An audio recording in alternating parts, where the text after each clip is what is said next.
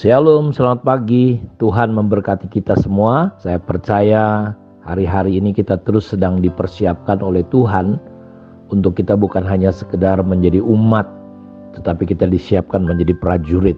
Kita melihat ketika orang Israel melihat banyak hal di padang gurun maupun ketika mereka dilepaskan, tetapi mereka berakhir gagal masuk tanah Kanaan, di tanah perjanjian yang dijanjikan oleh Tuhan. Karena dalam kitab Ibrani pasal 3:19 dikatakan mereka sebagian besar tidak masuk karena ketidakpercayaan. Rasanya memang itu sesuatu yang aneh dan luar biasa, karena mereka mengalami, mereka melihat secara real, nyata, mujizat demi mujizat.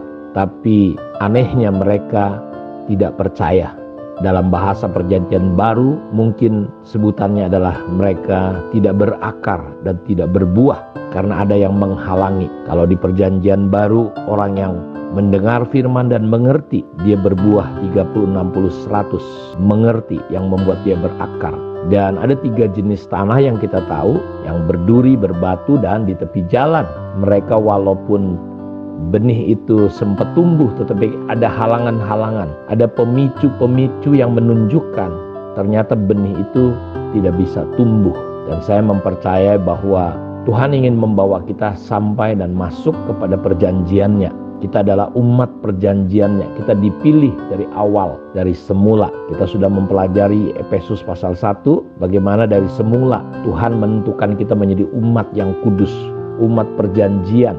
Dan kita dibukakan, didoakan, kata Paulus, dia berdoa supaya Tuhan memberikan roh hikmat dan wahyu, sehingga kita bisa mengerti, bisa mengenal Tuhan, sehingga mata hati kita terang, sehingga kita mengerti pengharapan apa yang terkandung di dalam panggilannya. Betapa dahsyat, betapa hebat kuasanya bagi kita yang percaya. Dan kita melihat bahwa di pasal 2, Paulus mengingatkan tentang kasih karunia. Jadi ada prinsip-prinsip yang kita harus pahami sehingga kita bisa sampai kepada apa yang Tuhan rencanakan dalam hidup kita. Karena hidup kita bukan tentang kita, hidup kita bukan tentang pencapaian kita, tetapi hidup kita adalah kita mengerti apa yang Tuhan kehendaki, apa yang Tuhan mau lakukan dalam hidup kita. Karena kita tidak kebetulan ada di dunia, lahir di dunia, menjadi suku apa, anak nomor berapa, menjadi laki-laki atau perempuan. Tuhan punya tujuan yang jelas. Karena itu segala sesuatu yang tidak ada kaitan dengan tujuan Tuhan, kita harus mulai belajar melepaskannya. Iblis berusaha menipu kita, membuat mata hati kita tertutup sehingga kita tidak memahami dan mengerti tujuan Tuhan dalam hidup kita. Dan ini yang bisa mengacaukan kita sehingga kita nantinya hanya sekedar hidup, sekedar ada di dunia ini, sekedar menghabiskan hidup, dan akhirnya kita akan mengalami banyak kejenuhan dan kekosongan. Bahkan ketika ada dalam komunitas seperti gereja sekalipun, kita tidak terlalu banyak gunanya. Kita berputar-putar terus, lari dari satu masalah ke masalah, pindah dari satu komunitas kepada komunitas. Persoalannya bukan karena komunitas gereja kita kurang bagus, kurang baik, tapi kita nggak mengerti sebenarnya. Itu yang Paulus inginkan. Gereja di Efesus betul-betul bisa melihat rencana Allah ini. Karena begitu dahsyatnya, begitu luar biasanya panggilan Tuhan dalam hidup kita. Karena itu untuk menjadi gereja Tuhan, gereja kepenuhan Kristus, menjadi tubuh Kristus yang akan memenuhi semua dan segala sesuatu.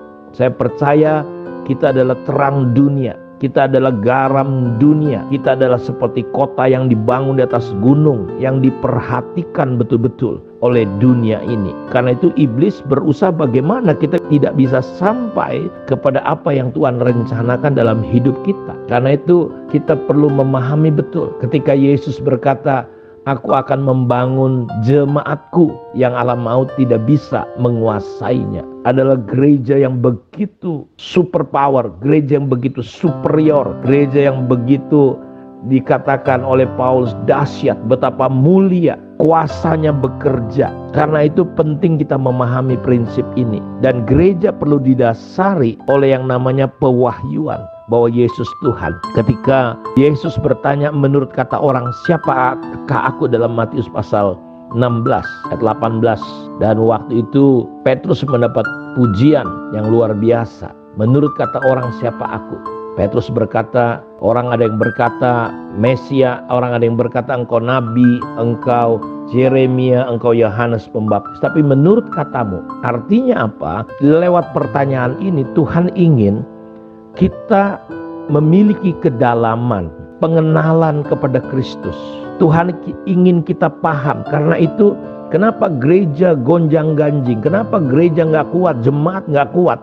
Karena pemahamannya tentang siapakah Yesus itu masih kabur terkadang. Menurut katamu, siapa aku?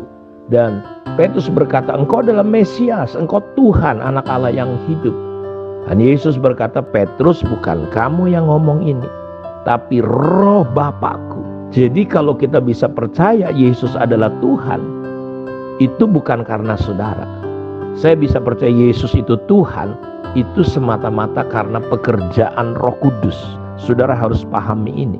Bukan karena kita lebih baik dari yang lain, bukan karena kita lebih kaya, lebih pintar, lebih ini. Enggak, itu semua karena anugerah. Karena itu di pasal 2 kita belajar, maksud saya Paulus menaruhkan dasar sebelum kita sampai di ayat yang 18, 19, 20 sampai 21. Di situ dikatakan bahwa kita ini dibangun menjadi rumah kediamannya, di mana tumbuh seluruh bangunan. Di ayat-ayat sebelumnya dia mengajarkan tentang prinsip kasih karunia, bahwa kita ini semua orang berdosa. Kita diselamatkan bukan karena kita, tapi karena kasih karunia. Dan kita melihat, kita kaitkan dengan Matius pasal 16. Bukan kamu yang ngomong ya Petrus, tapi Roh Bapakku. Dan di atas pewahyuan itu maksud ayat itu. Di atas pewahyuan Yesus Tuhan, di atas Petrus, maksudnya di atas pewahyuan Yesus Tuhan itulah aku akan membangun jemaatku yang alam maut tidak bisa menguasai. Artinya bukan gereja diserang setan, artinya alam maut tidak bisa bertahan dengan gereja kepenuhan Kristus. Gereja yang sesuai, yang dibangun di atas standar Tuhan, alam maut sekalipun tidak bisa. Dan lihat, di atas batu karang inilah, di atas pewahyuan. Jadi pewahyuan Yesus Tuhan diumpamakan seperti batu karang, gambaran yang kokoh, yang kuat. Karena itu gereja tidak bisa ditelan waktu, gereja tidak bisa dikalahkan oleh komunis, gereja tidak bisa dikalahkan oleh iblis, oleh apapun ya. Karena gereja itu adalah identik sama dengan Tuhan Yesus sebagai pendirinya. Perhatikan, aku akan membangun. Siapa yang membangun? Yesus. Bukan saya, bukan saudara, bukan para ahli, bukan para ahli teologi, dokter teologi, bukan, tapi Tuhan. Karena itu prinsipnya kita harus memberi diri kita mau dibangun sesuai dengan prinsip Tuhan. Nah, kekacauan gereja hari ini, kekacauan orang Kristen hari ini, mereka berjalan. Mereka berpikir gereja itu mereka yang bangun, sehingga mereka berjalan sesuka-sukanya.